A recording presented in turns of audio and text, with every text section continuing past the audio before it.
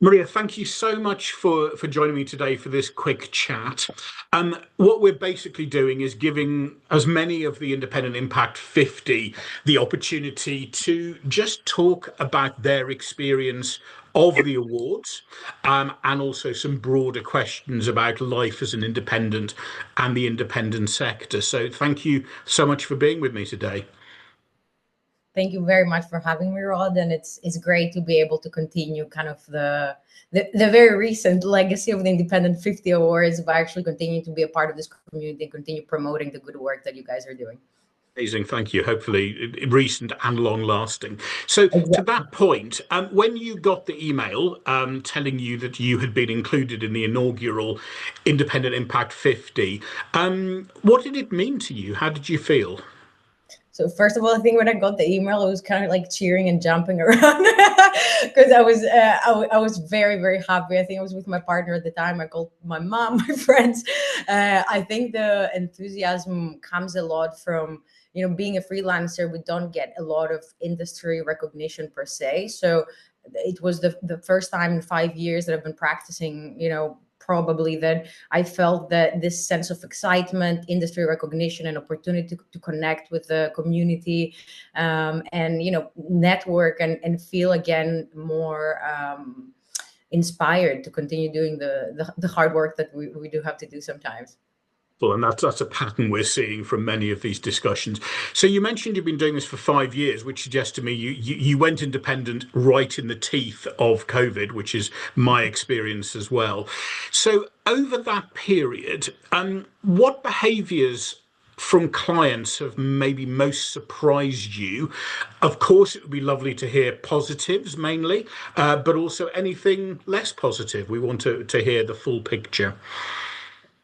Thank you, Rod. One thing that I would say is that the pandemic had a lot of short-lived and long-lived, I would say, consequences for all of us.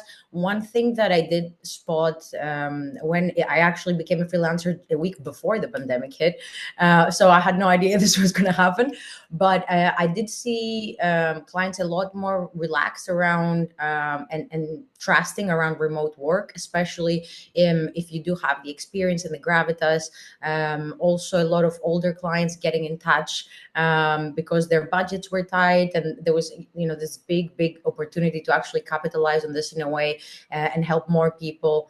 One of the negatives I would say is obviously remote work, especially for freelancers. If you're not on the ground, people feel like budgets need to be tighter or whatever it may be. So that's always an ongoing discussion. Also, your availability, because a lot of us are going freelance to have the flexibility to have multiple projects ongoing. But I do find that people are understanding and quite receptive towards PR and especially freelancing, while that wasn't necessarily the case 5 years ago. I can remember agency side, we only had like one freelancer, wherever we were absolutely maxed out. And now the case is that you have a couple of permanent team members and everybody else is freelance. So I think that's changing entirely now. So we're at the midst of a very big kind of systemic change. Yeah, and interesting on your first point, as I always say, there's risk in opportunity and opportunity in every risk. So yeah, it's interesting to see how COVID played, not played well for you, but presented opportunities. So let's imagine, changing gear, that you're sitting with Sarah, the newish CEO of the PRCA, and Alistair, the CEO of the CIPR. If there was one thing you'd like them to understand about practicing as an independent, and also one thing you'd like them to grasp about the importance of the sector as a whole, what would those two things be? Mhm. Um, First off, obviously, I'm quite aware that they're both very active, and I'm sure they're aware of our challenges and opportunities. One thing that we could do better, I think, and it'd be great to see this initiated by them, would be an education campaign, potentially, continuing to contribute to awards such as the Independent 50 Awards, and back up independent professionals in any way that they can. There's opportunities for us to contribute to, editorial ops, events, webinars, speakerships. I understand that the way the system works, it's set up this way that obviously the biggest contributors used to it, like big agencies, you do have to have people involved, and this is the way it's set up. But I wish there was an opportunity to have like a think tank or something where we could find a way to promote ourselves and do this backed by, the organizations that represent our industry and give us a voice. Also potential discounted memberships or access to tools that we all use. That would be, I know that's also tricky, but even starting this conversation about these kind of challenges that we have, I think that'd be very beneficial. I mean, we contribute a lot to the UK economy, massively to the industry as a whole. So it'd be great. You guys released some great stats when the award started. So I think that it is vital for us to start looking at this, especially with the media shakeups. There's a lot of journalists going freelance as well. What can we do to help each other? So it's about keeping that conversation alive and diversifying. And also, speaking of diversity, I know that was one of the key points in Independent 50 Awards. Even within men and women who are freelancers, there's still a pay disparity. So there's even these little issues like within the big issues that we need to just start having this conversation, see how many of us we are, to understand better, the problem, keep highlighting these stats and what we need, and kick off that conversation. I think we can be realistic. Nothing's going to change overnight, but if we can do that, that'd be great. You have to start somewhere, and that whole conversation about, awards and memberships and training and subscriptions is a conversation that has started and needs to continue and accelerate, in my view. So imagine, wind the clock back to 5.5 years ago, and you're having a conversation with yourself as you consider whether or not to take the leap and go independent. What would you say now to that Maria from 2019 as she considers taking the leap?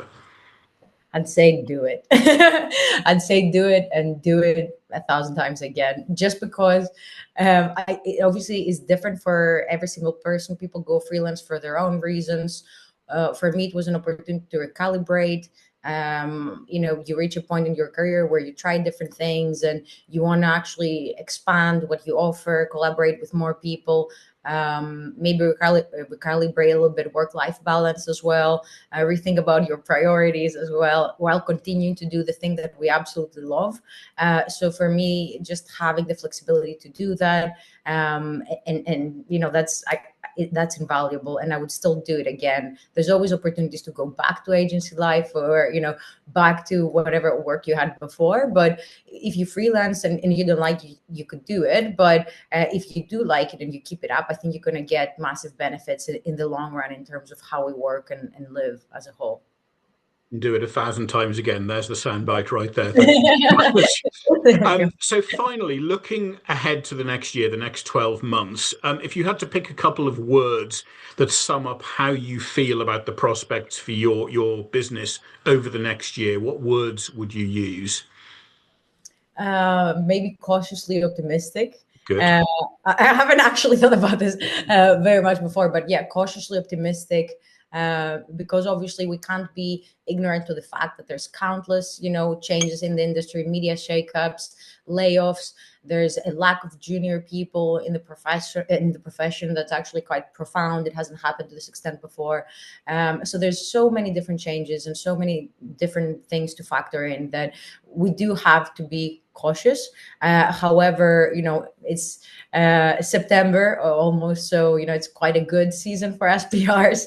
The next 12 months look quite optimistic in terms of people. We still need PR. It's a competitive market. The impact of AI isn't necessarily settling in so much in terms of in-house teams. I mean, they do use it, but people have kind of lost the ball in terms of how they use it, what they do with it. It's not used very efficiently per se. So I think there's still room, especially within the next year, for the human element, which is what we bring to the table: strategy, counseling, and a little bit of fun. For myself, I launched like a stand-up comedy presentation skills seminar recently, just to help CEOs realize that PR is fun, and it doesn't have to be all glim, and like we do have an opportunity to make it educational but also fun. So I think it's the next 12 months are what we make it really. But brilliant words, and I think it's definitely a sine wave and a roller coaster. So I think the balance of caution and optimism is very well advised. thank you so much. Congratulations again. I Thank hope you'll you. throw your hat in for the coming year. And I hope to see you very soon. So, ευχαριστώ πολύ. Παρακαλώ. Ευχαριστώ πάρα πολύ. Thank you very much, Rod.